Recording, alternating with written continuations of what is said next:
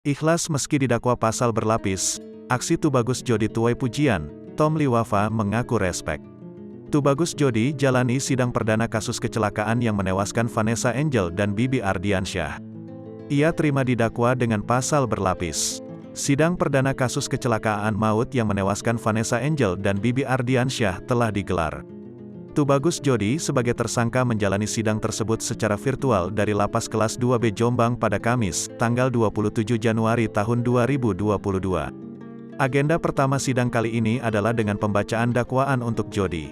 Jaksa Penuntut Umum, JPU, Kejaksaan Negeri Jombang rupanya mendakwa Jody dengan 4 pasal sekaligus.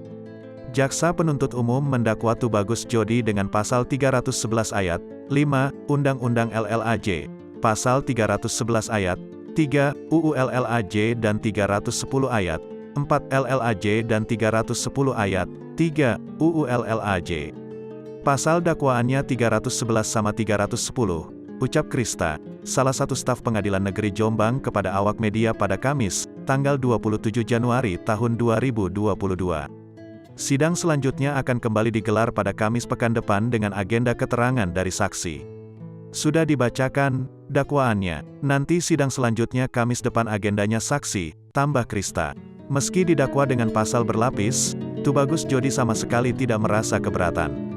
Kuasa hukum Jody, Eko Wahyudi juga tidak mengajukan eksepsi untuk kliennya. Keputusan Tubagus Jody untuk menerima semua dakwaan dengan pasal berlapis menuai banyak pujian.